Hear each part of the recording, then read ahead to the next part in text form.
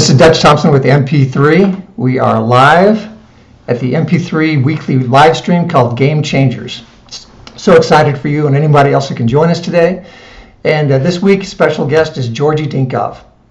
A little bit about MP3 just to get us rolling here is MP3 stands for Move Past Pain to Performance, and that's my company. If you want to find out more about me and what I do, that's at mp3-Theratrain, if you put therapy and training together, and then .com. So mp3-theratrain.com. You'll find out more about what I do. What I do is basically an approach to body health, fitness, wellness through a brain-focused lens. So I look at neuroplasticity and how we can make our brains better and thus improve our lives. So if we're working in the field of neuroplasticity, if we're not fueling the brain and giving it the best resources to grow and to be neuroplastic, we'll run into obstacles. We won't be as plastic as we should be, and we won't attain the goals that we ought to be able to attain.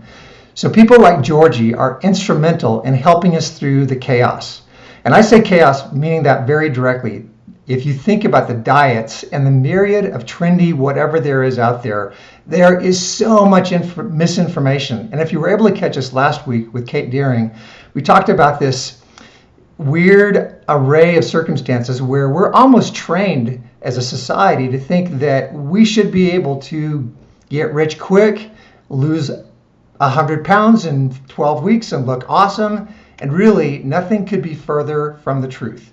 If you want to fix your brain and be very neuroplastic and fix your body and trim down, the solution is often much harder than we think. And I hope that sets us up for some success with Georgi today. I hope you have a pen and paper because we are launching into some extraordinary information. And now I'm bringing Georgi on board. Georgi, welcome. Thank you. Thanks for inviting me. And I'm really hopeful that your listeners will find this podcast very useful. All right, fantastic. We are taking live comments. We'll try to sift through those and make sure that we can talk to some of you guys at the end and answer some of your questions. Let us know if there's any technical difficulties such as sound or otherwise. So we're just going to get rolling here a little bit. Georgi, just let me tell you a little bit about this wonderful person who's with us today. He started working in bioinformatics as a programmer at the National Biomedical Research Foundation, working at the project's Protein Information Resource. After leaving that, he became involved in cybersecurity, continued to avidly read and research topics in biochemistry and medicine. And around 2011, he stumbled upon Ray Peat's work, which we'll get into. One of the things I love about Georgi is you're going to get really quickly associated or acquainted with his passion for this subject. When I first started to listen to some of his talks, and there are a lot of these online, we're just going to do a quick kind of survey of his material, but there is so much information that he's got as resources for us. I'd encourage all of you to check out Georgi Dinkov on YouTube on all the resources that there are. We'll talk more about that as we go. But he's got this passion, and he was the first one who said when he went to Dr. Ray Peat's website, he read like every article in a day. And that's sort of like saying, I read Grey's Anatomy in a day. So this guy's got some passion. He's got an intensity about him that I think you'll really enjoy. So Georgi, tell us right now, if you don't mind, let's just go into a little bit of how you and your family are coping with this weird environment that we're in. We are effectively in a lockdown, just like I'm guessing everybody else living in a big city. We do try to get out of the house. I have 2 small kids and a wife. And both me and my wife are working from home. The kids are at home, so you basically have this a little bit of a hectic environment where 2 adults need to continue working because thankfully neither me nor my wife have been furloughed or fired, and the children are at home. So we have to balance working full time with handling 2 children, one 6, the other one 3.5 years old. And as most of you listeners probably know, children do not take no for an answer. They want their thing, they want it now, and they don't particularly care if there's something else more pressing on your agenda. But we're hanging in there. I think the most important thing is to realize how much we need each other and how much humanity helps people get through challenging times.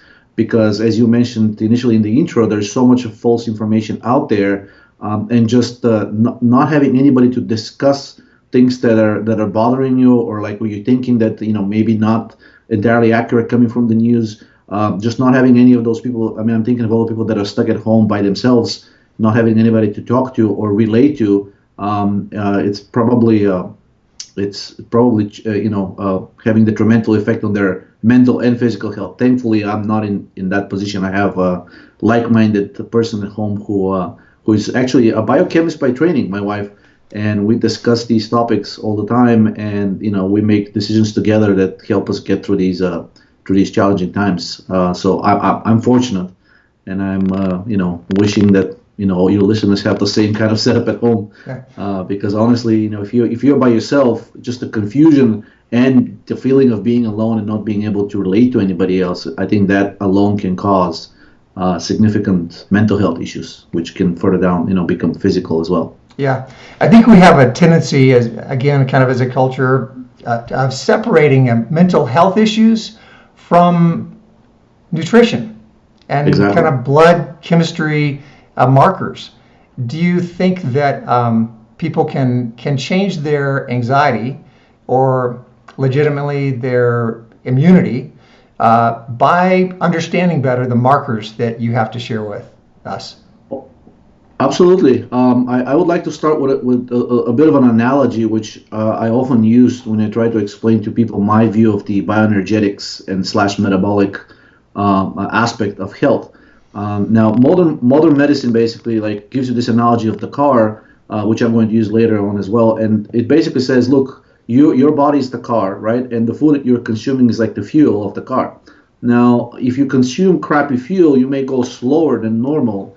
But as far as the actual structure of the car is concerned, things like the engine working properly, the tires not blowing up, the chassis being intact, etc., the fuel doesn't really have much of an impact on that, right?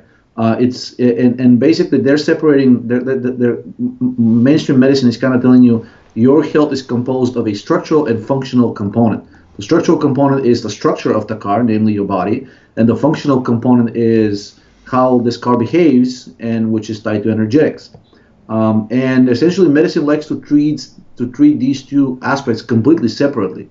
So if you go to a doctor with any kind of a problem, one of the first things that the doctor may try to do is try to examine whether you have a structural problem. In other words, do you have a fibrosis in some organ? Like, do you have a broken bone?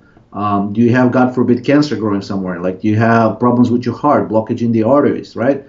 There are a variety of techniques that doctors will use to evaluate whether you have a structural problem.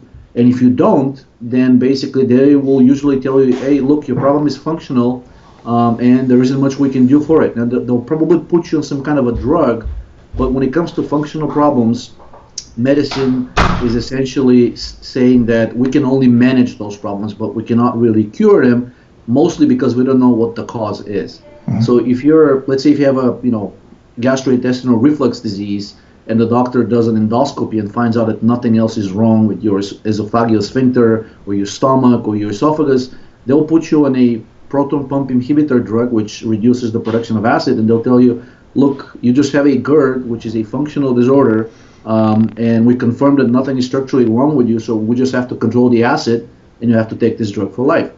Very similar approach is being applied to the mental health disorders, anxiety, depression, ADHD, brain fog, schizophrenia, the variety of psychosis.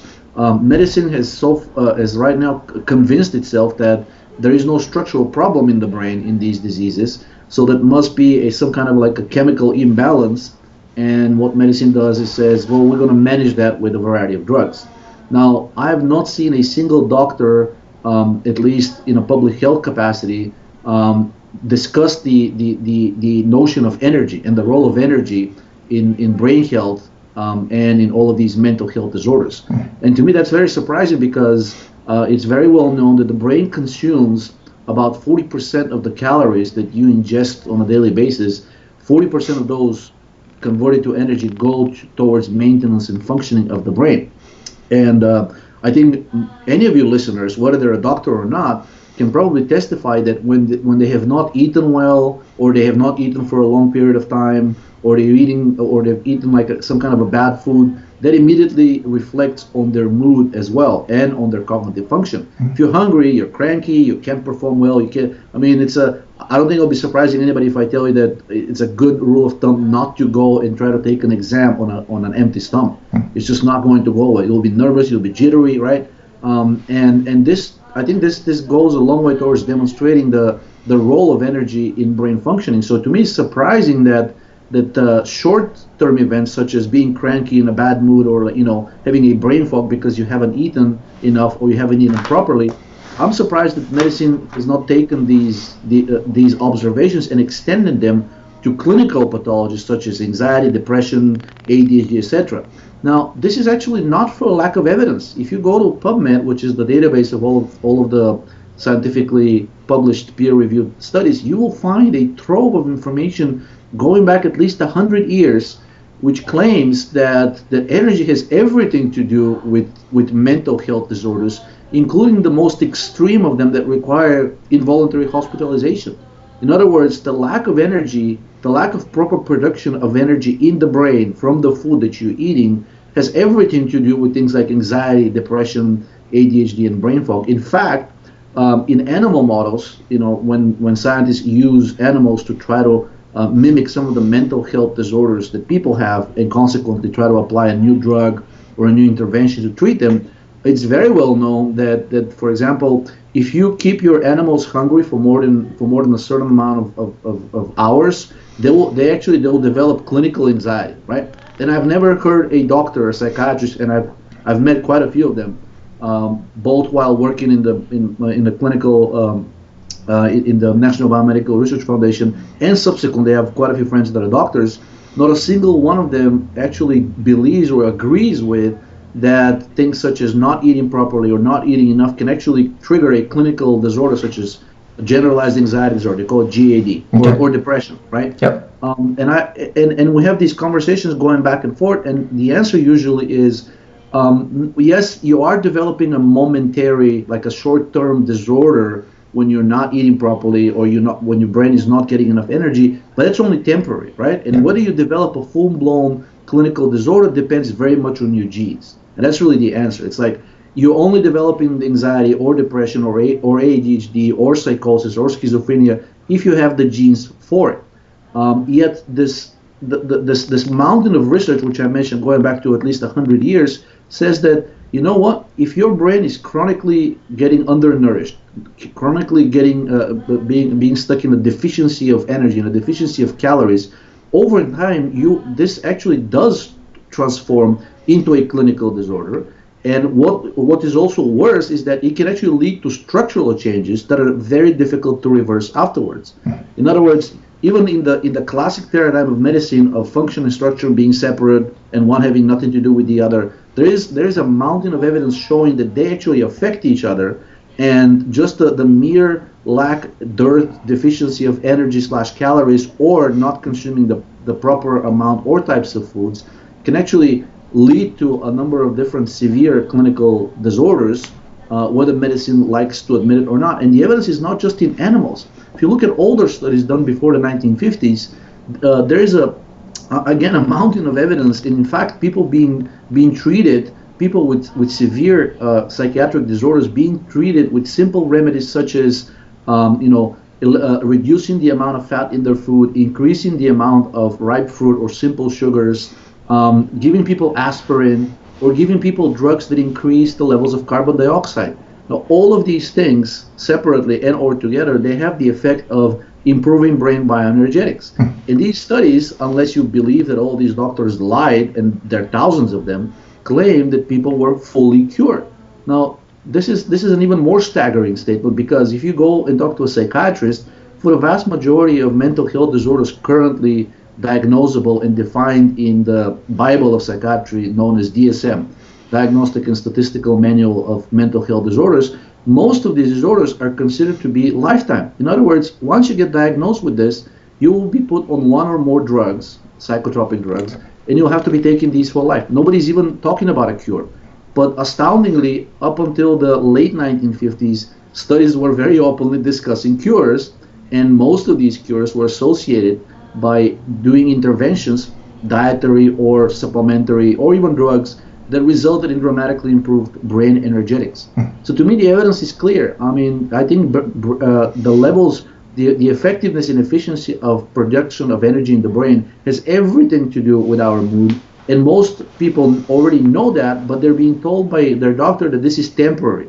Well, temporary, well, if you extend this for a sufficiently long amount of time, older studies say that this becomes well, not a permanent disorder, but it becomes set in. In other words, it's already established.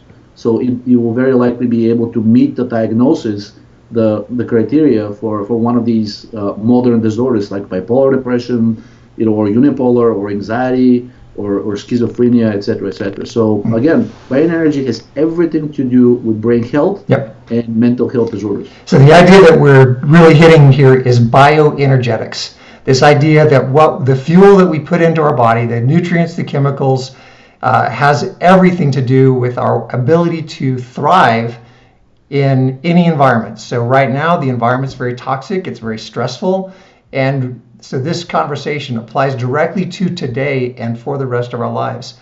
In this segment, I want everyone to know that we're going to get much deeper. The science is going to get crazy here in a few moments. But before we head that direction, this idea that the fuel I'm getting, most of us, I think, myself included, a few years ago thought, I don't really have a terrible allergy to any food. I'm okay with sort of everything, but I never felt awesome. And this hit probably really bad 6 to 10 years ago. I didn't think I had any food allergies. I was eating pretty much a standard healthy-ish American diet. But at the same time, I was not soaring. I was not thriving as a human being. So can you tell me, Georgie, you already know what I was doing wrong, basically. As the American diet leads us, if we go into the grocery store and just buy food that we have sort of heard, the trend is that's kind of a healthy thing, we could get in trouble. Could you speak to that for a second? Yeah, just to go back to the analogy of the car real quick. So the bioenergetic theory states that actually the structure of the car, in other words, the structure and health of your body physically, very much depends on the effectiveness and efficiency of energy production. And to many people that may be surprising, because the current model of the cell is that the cell is basically a bag of water surrounded by a lipid membrane. And in such a model, it is indeed difficult to see what kind of role energy would play. Yet there are actually a number of different alternative models of the cell, and the most successful one is by a gentleman called Mr. Gilbert Ling, and he demonstrated that the cell cannot be modeled as a bag of water that's contained in a bag of basically in this lipid, the lipid membrane being the idea of the nylon bag surrounding the solution of water. What he demonstrated is that the water inside the cell is actually structured and very much resembles a cube of gelatin. So you know that when you put gelatin in water and when you heat it up and you stir it and then you let it cool, it becomes a cube of jello, right? Well, this jello doesn't really have any membrane around it, yet it has a very, very well-defined solid structure in space. It is malleable, but it is structured. You can actually cut it in cubes, and there's no membrane around those cubes that maintains this gelatin and water in the form of a cube, even though the jello is actually mostly water. And what Gilbert Ling demonstrated is that the reason the jello maintains its structure is because the gelatin interacts with the water and structures it electronically. So you basically get this matrix, almost like a liquid crystal, and that's how really the internals of our cell are structured. That's how they're built. So in order for the cell to continue to maintain that structure, the cell needs a constant flow of electrons, and the source of these electrons is our food. The acceptor, in other words, the final point, the black hole where these electrons disappear, is oxygen, which we breathe in. So this pathway between the food and the oxygen goes through a number of different, perhaps even hundreds of different steps. And anything that interferes with this flow of electrons from the food to the oxygen essentially creates a pathological condition where if the cell cannot get the flow of electrons properly to go from food to oxygen, you will the analogy is you will see this jello, this cube of jello essentially become a blob. In other words, disintegrate and become flat on the surface of a table if you put it on the surface of the table. So again, so going back to the analogy of the car, if the car is composed entirely of jello, which is the analogy of our cells, if our bodies are the car and we're entirely made up of jello, we very much depend on the proper and intensive flow of electrons from the food to oxygen. So anything that interferes with this proper flow will cause over time structural changes and ultimately the disintegration of the entire car slash the body. Now, going back to the foods and all these commercial foods that we've been fed, I mean, frankly, there are very few of these that are really helpful. Most of these have been developed and sold with the idea of minimizing the cost of production, maximizing shelf life, and consequently maximizing profit. Now, because the sales price depends mostly on marketing and people's preferences, every company out there will do everything possible to control the other aspects, which is the shelf life and the cost of production. In other words, you will get fed, if you go to a regular grocery store and you buy something, you'll get fed a piece of organic matter which has been produced at the minimum cost possible in an extremely large scale of production with the cheapest raw materials that are available. So nobody has evaluated or has developed this food while keeping in mind the health of the person, simply because the regular analogy of mainstream medicine for our car, in other words, for our body, is it doesn't matter what kind of fuel you put. Mostly it doesn't matter, right? As long as calories is calories, fuel is fuel. As long as we give you something to eat, you should be fine. Yet, again, a mountain of evidence going back at least 150 years demonstrates that what you eat dramatically affects your health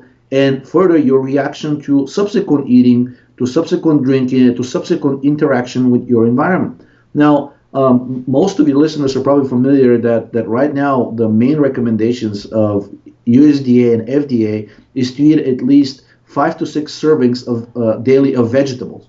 Yet nobody is telling you that these vegetables, especially the ones that are growing above ground, they've developed mechanisms to prevent pesky creatures like us from eating them.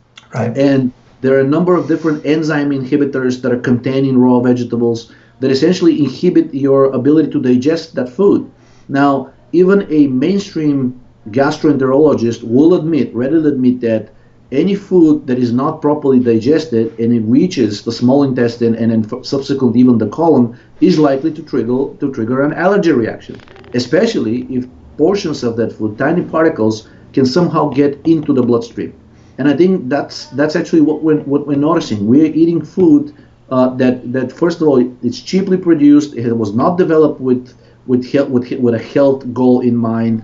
And even the ones that we're being told are extremely healthy for us, such as raw vegetables, they're not really meant to be consumed, at least by our kind, in the raw state, which is how most nutritionists recommend them. You are likely to inhibit your own ability to digest any kind of food because these vegetables contain generic, digestion inhibitors, and they contain a number of different allergens. They contain a number of different phytoestrogens, which is molecules that work very similarly to estrogen but are found in plants, and they look and act like the hormone estradiol, which is the hormone that we produce, both men and women. So anytime you eat raw food, you're exposed to a number of different chemicals that our organisms have not necessarily evolved to digest and to utilize. Raw vegetables are a very good example. Another great example is full grain bread. It's actually hard to find white processed bread at this point in the store because everybody's so crazy about this full grain, fad that I go to Whole Foods every once in a while. I see bread. Some of the most expensive ones are basically barely processed wheat, and it has the shell around it. It's got all kinds of other grains being pumped into it, and it just looks like literally somebody created a Jello cube out of wheat. This thing does not even resemble bread. We're being told that we should be eating those multigrain breads because they don't really jack up our insulin when we ingest them. Because bread is starch, and starch gets converted to glucose in the body. So FDA says, oh, if you jack up your insulin, that's bad. You down the road you may get diabetes. It's good to keep your insulin down. So what does FDA recommend? Well, eat carbs, but eat the carbs that are very slowly digested, and that will limit the spike of insulin because it will sort of slow down the influx of glucose into the blood because this bread is so slowly digestible. What the FDA doesn't tell you is that most of this bread will actually not get digested at all. Our stomachs are simply not meant to eat that sort of food that is that much raw, that much unprocessed. And what FDA also doesn't tell you is that anything that is not digested and reaches the colon becomes food for the bacteria that is there. Now, I'm guessing most of your listeners are familiar with the so-called probiotics and prebiotics. Now, this full grain bread and all kinds of full grain snacks are being advertised as prebiotics. In other words, providing food for the microbiome, for the bacteria that is in your colon. Yet, if you talk to actually even regular gastroenterologists, all of them will actually tell you that it is not a very good idea to give too much food to the bacteria in your colon because it multiplies, and also in the process of division and growth, the bacteria ruptures, and the gram-negative bacteria in your colon releases something called endotoxin. It is a toxic molecule which causes inflammation the moment it gets into contact with the wall of the large intestine. Now, what's worse is that over time, eating these poorly digestible foods and raw vegetables that have enzyme inhibitors and whatnot, eventually the creation of this endotoxin in the colon triggers an inflammatory reaction in the colon itself, and this increases the permeability of the colon and allows these toxic molecules, whether it's endotoxin or anything else that's not digested, that's coming from the food, it allows these molecules to enter the bloodstream, where at best they can trigger a very severe food allergy reaction, right? Or at worst, they can actually cause an endotoxic shock. It is not uncommon for people with inflammatory bowel disease, such as Crohn's disease or ulcerative colitis, to end up in an endotoxin shock at some point in their lives, simply because the gastrointestinal tract is so inflamed, it allows a large number of toxic, inflammatory, or simply undigested molecules, allows them to get into the bloodstream. And that is a big no-no. You can think of the colon as a large hose, and its purpose is to extract the good things from the food, but not let any of the allergens or any of the toxins get inside of your bloodstream. That's really, this is actually its primary purpose. So it has this so-called gut barrier function. Anytime you eat poorly digestible food, or food that has not been cooked properly, or contains a number of different enzyme inhibitors, phytoestrogens, and endocrine disruptors, anytime you consume food like that, the permeability of the intestine increases, and these things end up in your bloodstream, creating this low-grade chronic inflammatory reaction, which is now known and recognized even by mainstream medicine to be involved in virtually every chronic disorder that we know. You go to any doctor and say and ask them, is inflammation involved in cardiovascular disease? They'll say absolutely yes. Is inflammation involved in cancer? Absolutely yes. Is inflammation involved in Alzheimer's disease, in Parkinson's disease, in mental health disorders? And every doctor will say yes, yes, yes, yes, yes, even the mainstream doctors. Yet they'll tell you that it is unknown what's triggering this inflammatory reaction. They recognize it's there, but they don't know, at least they claim they don't know what the cause is. Because if you admit that it's the mainstream food that you can buy from anywhere that is being recommended, fed to patients in the hospitals, given to us in the store, and being promoted really by nutritionists and even our own doctors, if it turns out that this very food is largely responsible for the state of chronic inflammation we live in, I think you can see how this can create a significant amount of social unrest. People will simply say, not only are we paying a lot of money for this food, but it turns out it's actually harming us instead of helping. Georgi, let everybody know right now that you're alluding to some research, a lot of publications that are out there. Let me just let everyone know that you can access a lot of this information at the rapeheatforum.com. I think you're the main moderator for that forum, Georgi, is that right? I'm the main poster. There's another moderator, so I'm only involved there as a poster. But if you go there and simply search for my online moniker, Haidut, Haidut, all of the studies that I've posted will come up, and I must have posted at least 10,000 over the last 5 to 6 years. Yeah, so that's rapeheatforum.com, and Haidut HAIDUT is the name, username My for alias. Georgie there. Yeah, my own alias. All right, so just to kind of paraphrase a little bit of what you said, and this is a gross paraphrase, I'm sorry, but would you agree that if somebody goes to the doctor, they're anxious, and the doctor's going to look at anxiety medications for them probably as a first line of defense, is it bad medicine, in your opinion, for that doctor to say nothing of the diet?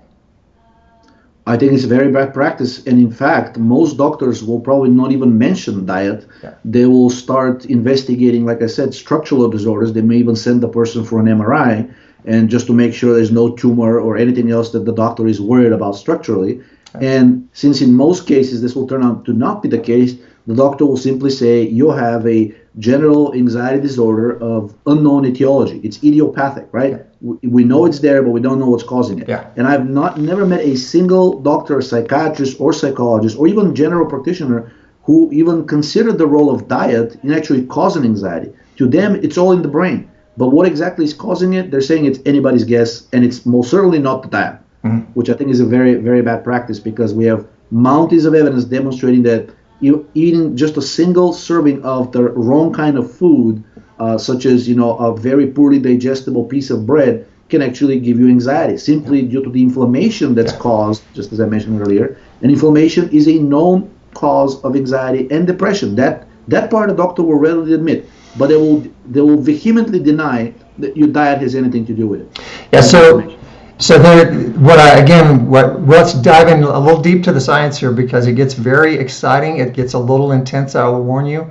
But there are some very certain things that people like Georgie watch out for when it comes to inflammation, and the ingredients, the chemicals, the hormones that get stuck together, keeping each other at this high rate of inflammation. And they are so directly influenced by the fuel that we put into our body.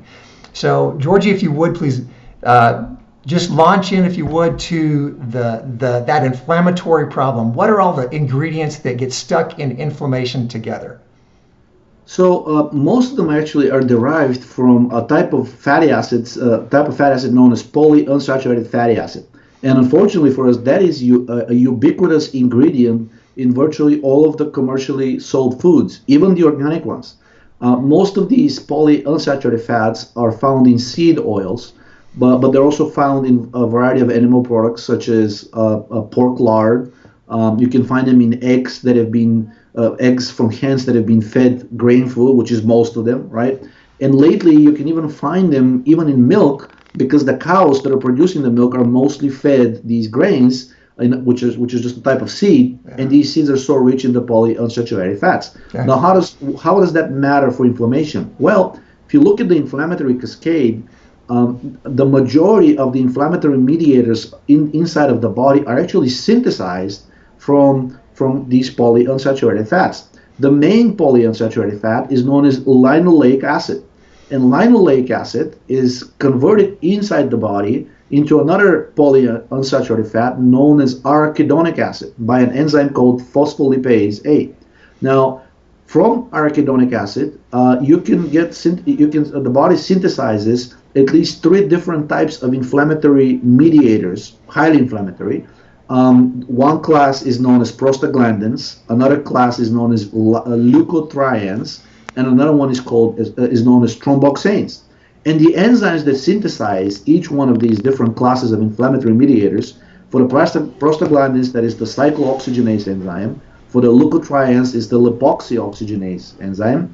And then basically, if you look at the number of anti-inflammatory drugs on the market, they're actually inhibiting one or more of these enzymes that synthesize inflammatory substances from arachidonic acid, which ultimately is derived from our dietary linoleic acid, right? So this means that anytime you ingest an excess of polyunsaturated fats, ultimately your body will either has to incorporate these fats into your cells, or has to use these fats for other purposes. And the only 2 things that the body can do is A, which is I mentioned, incorporate these fats into your cells, or synthesize the inflammatory mediators from them. Now, inflammation is by itself already bad, but it has a number of different hormonal components which most doctors, even though they study them in medical school, in their practice they almost never come across them, or at least think about the various interactions that inflammation has with hormones. Now, anytime you increase the synthesis of any of these inflammatory mediators, you're activating an enzyme known as aromatase. Aromatase is the enzyme that synthesizes estrogens, specifically estrone, estradiol, and estriol. Now, many people... If I could just, this is such an important part. I don't want anybody to miss it. Estrogen, so massively involved in inflammation. Nobody looks at it.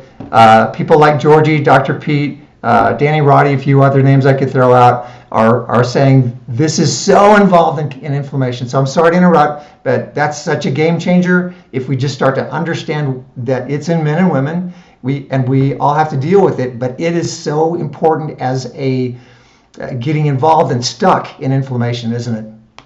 That's right. And in fact, so if a postmenopausal woman goes to her doctor, she will very likely get a test for all of the three types of estrogen, because the doctor is worried, because the doctor knows that these estrogens contribute to breast cancer. There is also now significant evidence, as far as mainstream medicine is concerned, that estrogens contribute to ovarian cancer, to endometrial cancer, to cervical cancer, to brain cancer, right? But unfortunately, because the medicine is stuck in this idea that estrogen is a female hormone, the only people who will get this estrogen test and proper estrogen evaluation are usually postmenopausal women. But just as you mentioned, estrogen is actually not a female hormone. Men produce it just as well as women do. And in fact, with advancing age and the accumulation of fatty tissue, men can produce more estrogen than women after the age of, let's say, about 50. Because estrogen, this enzyme aromatase, is present in very large amounts in fatty cells. So as we're putting on extra weight, which is mostly in the form of fat with advancing age, men can very quickly catch up with women and produce very high amounts of estrogen continuously. While the estrogen in young, healthy women is mostly produced in a pulsatile fashion. In other words, around estrus, in other words, around the time of ovulation, which is only 2 to 3 days out of a month. And the rest of the time, estrogen production actually plummets and is replaced by progesterone.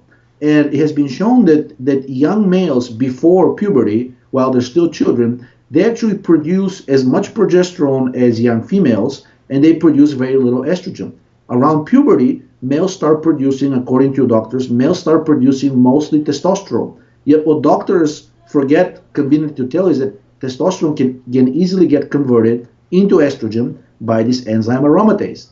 And with advancing age, the more aromatase you have in your body because of the accumulation of fat, the more estrogen you will be synthesizing as a male. So estrogen is really not a female hormone. And in males, estrogen is known to be involved in prostate cancer, in pancreatic cancer, in colon cancer specifically, in gastric cancer. And estrogen is now known to also be involved in skin cancers, especially melanoma.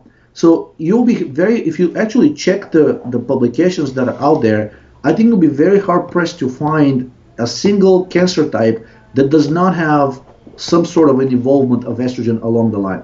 In many cases, estrogen is the primary cause. And we really need to get away from this mentality that estrogen is the primary cause of breast cancer and nothing else. That's not true. We now have evidence, and we've had it for years, that estrogen is the primary cause of a number of different cancers in both men and women. And the inflammatory reaction is one of the most potent inducers of synthesizing more estrogen, even if you don't have excess fatty tissue. It's simply by virtue of the interaction of these inflammatory molecules, they trigger the activity of this enzyme that synthesizes estrogen. So a great reason to keep inflammation low. Even if you don't believe that inflammation by itself can lead to direct problems, hormonally it can actually shift the balance in women from progesterone to estrogen, and in males, inflammation very quickly shifts the balance from testosterone to estrogen. Yep. So it's kind of like they're merging towards almost like a unisex role where with an estrogen excess and a deficiency in the protective hormones such as progesterone in females, testosterone in males, DHEA in both males and females, and pregnenolone, which is the precursor of them all. Really a great reason to slow inflammation down. Just to go back on that, if you want to look at that again, rewind the video when we're done here today, because what Georgi just said is a powerhouse of information. all those list of short hormones that he listed: DHEA, testosterone, pregnenolone. I don't know if you said progesterone, but these are the things we want to be really careful at getting into our body, making sure they are really well balanced, because they help keep estrogen in check. Is that right? That's right. And in fact, if you look at, I kind of alluded to it earlier, if you look at younger people before puberty or earlier in the puberty, you will notice that the hormonal profile is actually very similar. There's very little difference between males and females, despite the fact that they look, at least outside, they look very differently, which shows you that this whole dichotomy of male versus female hormones really needs to be discarded, because that does not represent reality. So a healthy person, a healthy male, for example, before puberty or early in the puberty, will have very high amounts of pregnenolone and progesterone and maybe a little bit of DHEA, but very low amounts of estrogen and prolactin. Same thing for a young, healthy female. You'll have a very high amounts of pregnenolone and progesterone, a little bit of DHEA, and estrogen only as needed around the time of ovulation, which is 2 to 3 days out of the entire month. Now, estrogen actually has another role, which kind of gives you an idea of why estrogen is so directly carcinogenic. The primary role of estrogen in the body is to stimulate cell division and growth. And this comes in very handy, and it's very helpful if you have to repair a wound, right? You have an open gash, you want it to close as quickly as possible, and that depends on cell proliferation. In other words, how quickly cells multiply, how quickly cells divide, and how quickly they grow.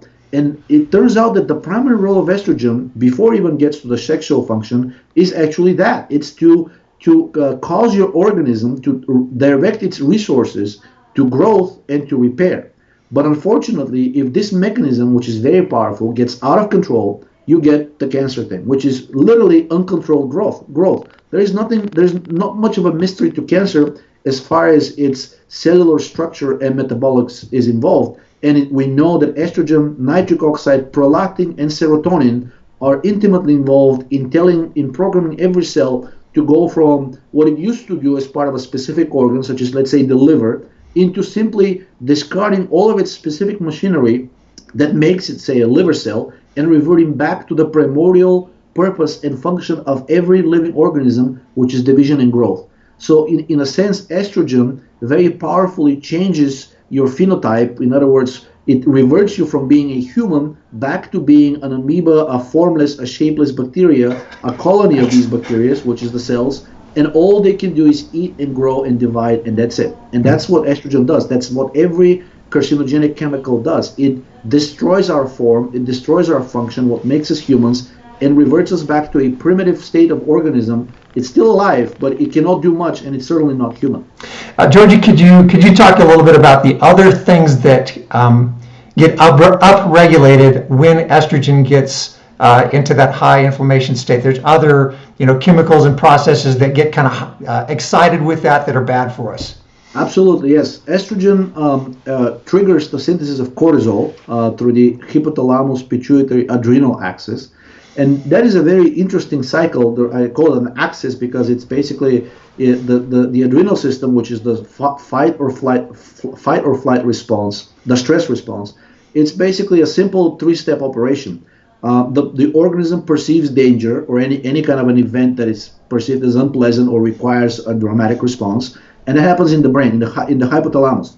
So the hypothalamus releases something called corticotropin releasing hormone, and that thing starts to circulate around in the cerebrospinal fluid and reaches the pituitary gland. When the pituitary gland senses that there are increased amounts of this corticotropin releasing hormone, the pituitary gland releases a hormone of its own known as adrenocorticotropin hormone, ACTH. And it dumps that hormone into the blood, and this hormone starts circulating around and eventually reaches the adrenals. And that hormone is a signal for the adrenals to start producing cortisol. Now, naturally, because this is such a powerful response, and it's clearly not a good thing for the organism to be constantly in a fight or flight response, this cycle is a little bit of a sort of a self-regulating. When levels of cortisol, which is the final product, which is what causes really the stress response, the agitation, gives us extra energy, right? We can run away very fast, right? If something is chasing us, something dangerous. So if the levels of cortisol rise beyond a certain level, beyond a certain point, then they start inhibiting the release both of ACTH and of the corticotropin releasing hormone. So the stress cycle is self-regulating.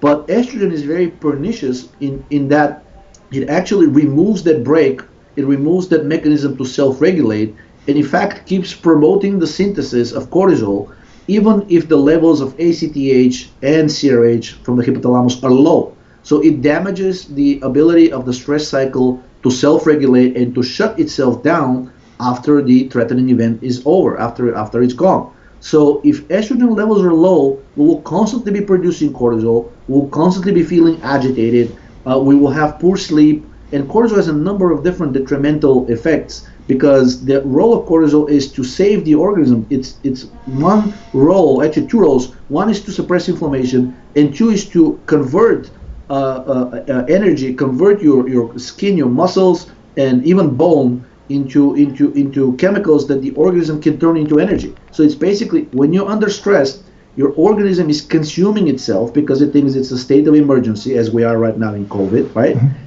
And at the expense of your structural integrity of your health. And if this continues for too long, you can actually, most organisms will die if they have a chronically elevated cortisol beyond a certain level. At the less intense elevation of cortisol, you get something called Cushing syndrome. And Cushing syndrome is, it's actually most often caused by a dysregulation of the pituitary gland by a benign tumor, which produces too much ACTH. So it's basically this tumor in your pituitary gland that's causing you to be in a state of constant stress. And people with Cushing syndrome, they look in a very peculiar, specific way. They have a buffalo hump. Their limbs are extremely thin. They have a massive belly because what cortisol does is it essentially sheds everything else, muscles, skin, bones, etc., and helps the organism convert it into energy, but it increases the storage of fat. So you will look like I think it's a common expression is a skinny fat person, right? Mm-hmm. You will actually have a massive belly of fat, but the rest of you will look very gaunt. And estrogen actually gives you a sort of a mild version of a Cushing syndrome. So if estrogen is chronically elevated, you will be in a mild chronic state of a Cushing syndrome because estrogen damages this self-regulating mechanism and continues to promote the synthesis of more cortisol. Not as much as a true Cushing disease due to the pituitary tumor, but close enough for you to have a dramatically deteriorating health. There's another mediator of stress, which is extremely important for mental health disorders, and that is serotonin. Most people have probably read and have seen the ads on TV, and serotonin is being presented or advertised as the happy hormone. Yet, nothing can be further from the truth. If you look at the role of serotonin in nature, in animals, it is actually, its primary role is enabling hibernation. And the way it does this is by turning off every higher cognitive function that a mammalian brain has. It only leaves the very basic functions of the brain, which is controlling the heart rate, the breathing rate, and potentially the temperature of the body. But everything else, everything that makes you human, the ability to speak, the ability to interact, the ability to create, all of that, serotonin is very good at turning these things off if its levels rise to a certain point. Now, there is an enzyme in the body that synthesizes serotonin from its precursor, the amino acid tryptophan. So what estrogen does, it activates this enzyme, and again, on a chronic basis. So unlike cortisol, serotonin does not have this self-regulating mechanism. In other words, if you continue providing the raw material, which is the amino acid tryptophan, and you keep that enzyme, tryptophan hydroxylase, TPH, active, more serotonin will be produced, right? And that's what estrogen does. It cannot control the supply of tryptophan, which we'll talk about later because it's important how you get it from your diet. But what estrogen does is make sure the enzyme that synthesizes serotonin is always active. And serotonin is intimately involved in fibrosis. Fibrosis of any organ is now known to be due to the activation of a specific receptor by serotonin. And in fact, a number of big pharmaceutical companies, most notably Pfizer, behind the scenes are running clinical trials with drugs that block the effects of serotonin. And they've shown that these drugs can actually fully reverse the fibrosis of the heart, of the lungs, of the spleen, of the liver. These were diseases that were considered incurable, essentially terminal. So, for example, fibrosis of the liver is commonly known as cirrhosis. If you get to the level of cirrhosis, most doctors will tell you that your only option is a liver transplant, right? And now we're finding out that simply blocking the effects of serotonin or consequently keeping its levels low is actually fully sufficient in reversing this condition that doctors were telling us it's terminal. Guess what? Estrogen can give you this condition indirectly by keeping the levels of serotonin high. If that wasn't enough, now estrogen also activates the activity of an enzyme called inducible nitric oxide synthase. And what this enzyme does is it synthesizes an inflammatory mediator called nitric oxide, and it synthesizes it from the precursor amino acid L-arginine. I think most of your listeners have probably walked into a vitamin store or at least a health goods store and have noticed a number of different products containing L-arginine, either by itself or with in combination with other amino acids. And the ad says, boost your nitric oxide. This will increase your pumps. It will make you look. It will improve your vascularity. It will increase your strength. It will lower your blood pressure. Yes, actually, all of these are true, but they don't tell you at the cost of what. Yeah, exactly. Yeah. What else will happen, right? And doctors have known there's a drug called nitroglycerin, which is, aside from being used for explosives, it's actually used for heart patients to treat the so-called either high blood pressure or the so-called heart angina, which is chest pains. And it's known that this condition occurs because of the blockage inside of the vessels and the constriction of the vessels. So medicine has known for at least 100 years that increasing the level of nitric oxide inside of the body can actually dilate the blood vessels and can improve this condition, heart angina. Yet medicine also knows that these drugs should not be used chronically because despite treating your angina, drugs that increase the levels of nitric oxide actually dramatically increase your risk of dying from heart attack or sudden cardiac arrest or stroke. So in other words, they should not be used on a chronic basis. They should be only used sparingly, if at all, right? Medicine is very well aware of that, and that's one reason why if you meet a heart patient on the street or a person who has hypertension, high blood pressure, and you ask them what drug they're taking, they're no longer taking nitroglycerin. That used to be treatment in the 40s and 50s, but doctors very quickly realized it was actually killing the patients very reliably. Guess what? Estrogen will do the exact same thing for you on a chronic basis. It will increase the synthesis of nitric oxide. Now, if that wasn't enough, estrogen also directly increases the synthesis of prolactin by the pituitary gland. Now, prolactin is sort of well known when it comes to newborn babies and giving birth, because prolactin is what makes women produce milk for the babies to drink. The prolactin is a very well known pathological hormone in endocrinology, and it's very well known that women who overproduce prolactin tend have a dramatically higher risk of breast cancer and all the other cancers of the reproductive tract, colon cancer, gastric cancer, and skin cancer. So prolactin and estrogen always go hand in hand. They promote each other. In other words, if your estrogen is low, but you get prolactin as an injection or get any kind of other drug that increases the synthesis of prolactin, for example, a dopamine antagonist, which is used to treat schizophrenia.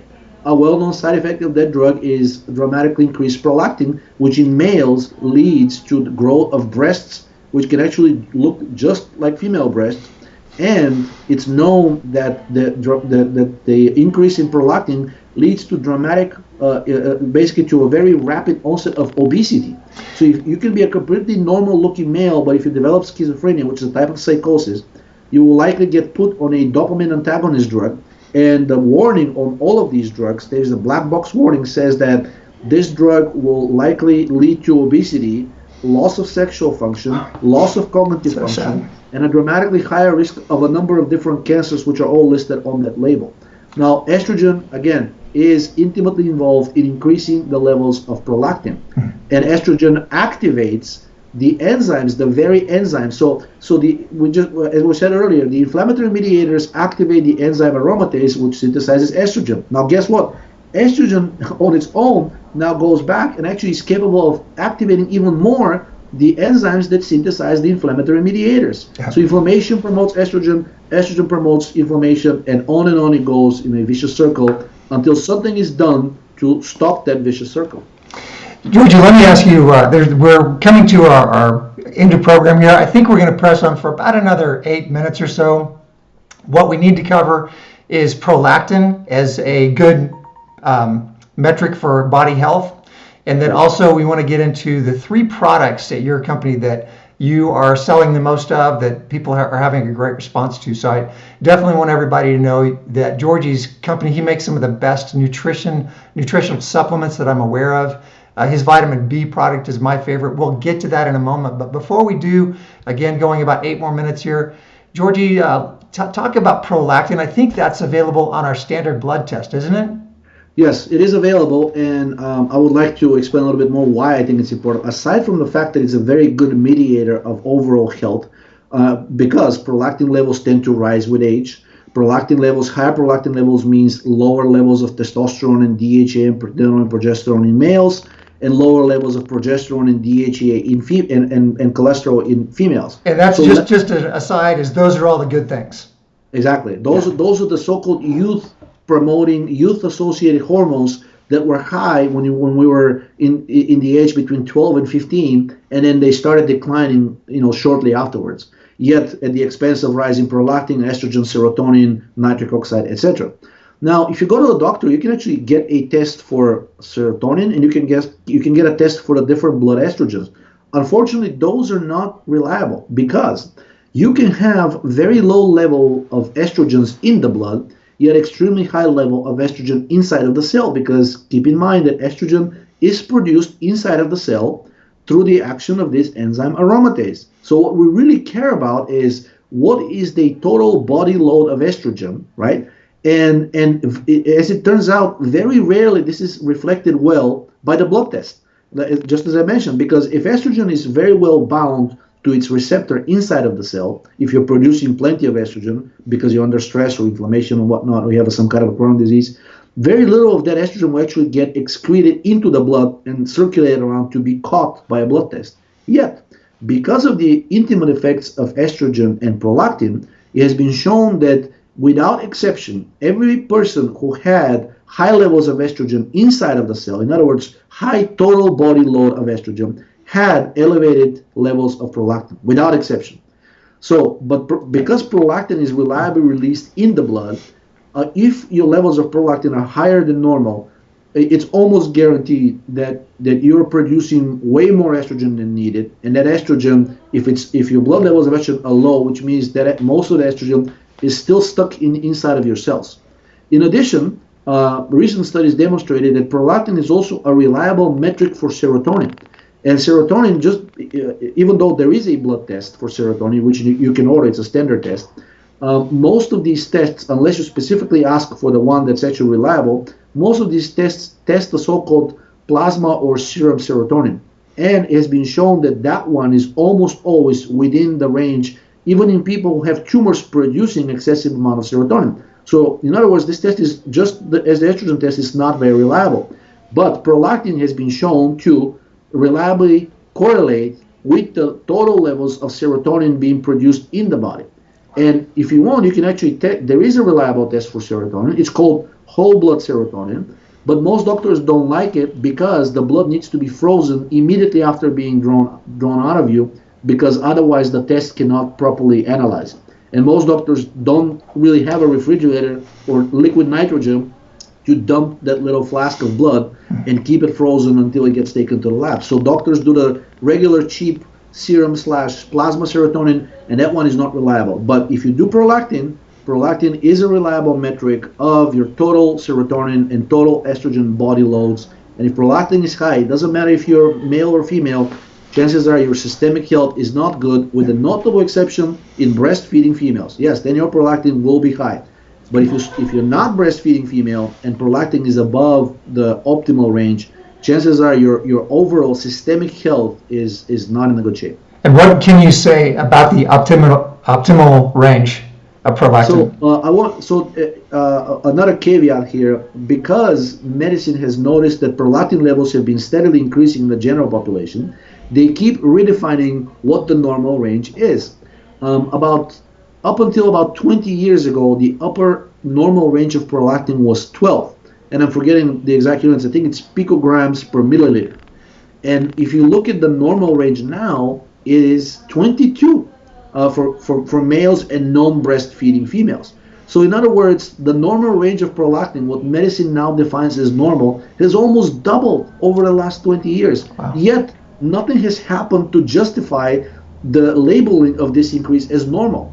And the reason we're in this situation is because medicine as a science does not have a very good idea of what really prolactin does in the body, except make sure that it's shedding your bones, the calcium from your bones in the blood, and making both males and females capable of producing milk. Males can lactate as well. If your prolactin is sufficiently high, if you're taking one of those anti-dopaminergic drugs for psychosis, you can actually start producing milk even if you're a male. But back to the normal range, because medicine doesn't really understand prolactin well, it doesn't know what its role is. The only way for medicine to define a normal range, quote unquote, is to sample the population. So if that population is getting progressively sicker and its prolactin levels have been progressively increasing, you will continuously redefine the range as normal, even though the prolactin gets higher and higher and the population gets sicker and sicker. And currently there is nothing medicine can do, simply because it does not have an objective idea of what a good level of prolactin is. Now we do have that idea because there are endocrinologists who have studied prolactin exclusively, and they have defined that anything over 12 for a male or a female, non-lactating female, Cool. is actually an indication that prolactin is not in a good range and that you're not in optimal health. And again, prolactin at the level of 12 will be perfectly within, it will be in the middle of the range, of the current range, which has an upper bound of 22. But it will be at the very edge, it will be right at the upper boundary of the normal prolactin range, which existed 20 years ago. Mm. So that is the highest that I would like to see a prolactin in a person in order for me to be convinced that a person is in good health. All right, so man, such great information, and I hope there's obviously people watching now, some people will watch later, but Georgi is such a gift to us. Thank you so much for that great answer. And there are, I'm going to guess, about 10 metrics that Georgi looks at. Prolactin's one of them, but that are often just missed by other people, other professionals. Many people in medicine don't even bring these up. And just like prolactin, we tend to be, even in medicine today, misinformed about what healthy is. Is it 22 or is it 12? So thank you again, Georgi. Now let's just transition here to the last few minutes of our conversation. And I want Georgi to share about his company a little bit. This is idealabsdc.com. idealabsdc.com. And there's all kinds of great products here. Georgi, could you just take a couple minutes here and tell us what are your best sellers and why are people buying them? Well, I wanted to start with the one which you said is your favorite, which is the vitamin B complex product known as Energen. And the B vitamins are well known both to mainstream medicine and people working in bioenergetics as absolutely crucial, essential cofactors for the production of energy from food. So if you have a deficiency in any of these B vitamins, you're likely to get into a situation where even though let's say you're eating proper food, food that's not irritating, that's not allergenic, right? It's not inflammatory. Yet if you're missing one of these cofactors, some of the enzymes in the body that are converting food to energy will not be working properly. And so hence why we call it Energen. It promotes the proper production of energy from food. A number of the B vitamins actually have peripheral positive effects, and I alluded to some of that earlier. There are studies from the 1960s and 1970s which demonstrated that you can actually cure a number of severe psychiatric disorders simply by giving people higher doses of vitamin B1, known as thiamine. Subsequent studies have demonstrated that you can actually dramatically improve the metabolic state and even reverse diabetes type 1 in children by giving higher doses of vitamin B3, niacinamide, right? So all of these separate studies that I've looked at, combined with the known role of the B vitamins in the energy production cycle. That's what made us create this product, and it happens to be the best seller, either first or second place. And the other product which competes with it for sales is known as Estroban. So Estroban. So we created it with the idea of that product controlling the excessive production of estrogen. And even though it has such a lofty name, it consists of a very simple combination of the 4 fat-soluble vitamins, A, D, E, and K. All of these vitamins, but very specifically vitamin E, are known estrogen antagonists. In other words, they block the effects of estrogen, even if you're producing a very high amount of estrogen. In addition to that, some of these vitamins inhibit the synthesis of new estrogen by inhibiting the enzyme aromatase. Furthermore, some of these vitamins, including vitamin D, even though most people think of it as a vitamin mostly related to calcium metabolism, it has been shown that actually the levels of vitamin D are perfectly correlated with a decline in so-called all-cause mortality. In other words, the higher your vitamin D levels are up to a certain point, the lower your risk of dying from any cause, including things such as car accidents, which you think it's strange that a high vitamin D will protect you from car accidents, but it does. Apparently, it makes you a safer driver because it affects your mental state. It affects everything, mainly the metabolism. So Estroban, the combination of these 4 fat-soluble vitamins, is the second bestseller and also my favorite. And the third one that I wanted to mention is a product called Cortinon, Corti and Non. In other words, it's a product that controls protects from the effects of excessive cortisol.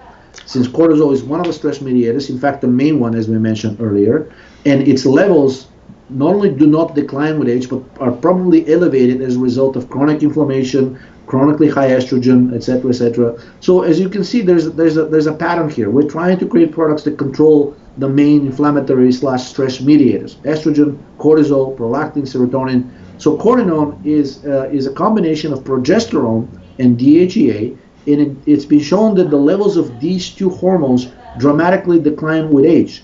Yet these two hormones, in both males and females, are the main antagonists to cortisol inside of the body. And by protecting you from the excessive levels of cortisol, these steroids ensure proper functioning of the immune system, which is mostly driven by whether your cortisol is high or not. The higher your cortisol, the more immunosuppressed you are. And even though it may sound like this is only relevant for infectious diseases such as COVID-19 right now, actually now research has demonstrated that the role of the immune system is crucial in virtually every chronic disease that does not seem to be of infectious origin: cancer, diabetes, cardiovascular disease, Alzheimer's disease, Parkinson's disease, mental health. All of them depend on the immune system, and by blocking the effects of excessive cortisol, these two steroids gotta ensure the proper functioning of the immune system. In addition, progesterone is known to lower prolactin. Progesterone is known to inhibit the enzyme that synthesizes serotonin, tryptophan hydroxylase. Progesterone inhibits the enzyme aromatase. In other words, it's going to keep you from producing an excessive amount of estrogen. Progesterone inhibits the activity of the enzyme inducible nitric oxide synthase. So in other words, progesterone will also inhibit the synthesis of nitric oxide. Progesterone is a strong inhibitor of the enzymes COX and LOX, so it's going to protect you from the production of these inflammatory mediators, which really are the primary triggers of this whole pathological cascade. There are very few enzymes, there are very few metabolic points, there are very few aspects inside of the body that progesterone does not affect in a beneficial manner. And DHEA is sort of like a great synergistic partner of progesterone. It has a great immunopotentiating effects of its own. It's known to basically keep you slim and healthy and active. It has a very important effect on cognitive function. It has a very important effect on sexual function, on reproduction, on bone health, on skin health. Again, very few areas of health where DHEA does not participate and synergizes greatly with progesterone. So that will be my third favorite, Cortinon. Yeah. And we sell it in 2 different versions.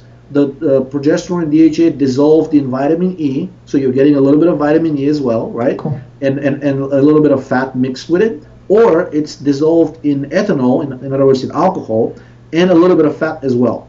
And the reason we have two versions is that the one in vitamin E and fat, people tend to prefer to ingest or rub on their gums, while the one with ethanol and a little bit of fat, people tend to put on their skin because it's not greasy, it's not oily, and tends to dry out very quickly.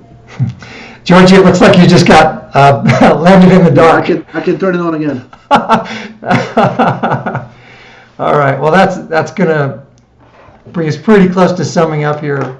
But welcome. Apologies for this because I tend to not move a lot during podcasts. Right. The motion sensor thought that I'm gone.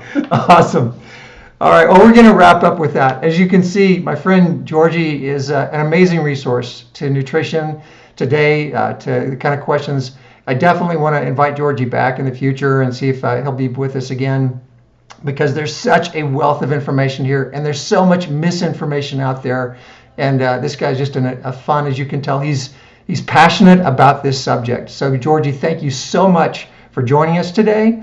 I'm just gonna click the finish button here. I appreciate anybody who's hung with us for the duration here. We went a little bit over time, but this is, as you can tell, Georgi's definitely a game changer, has a lot to share, and I did not want to cut him off early.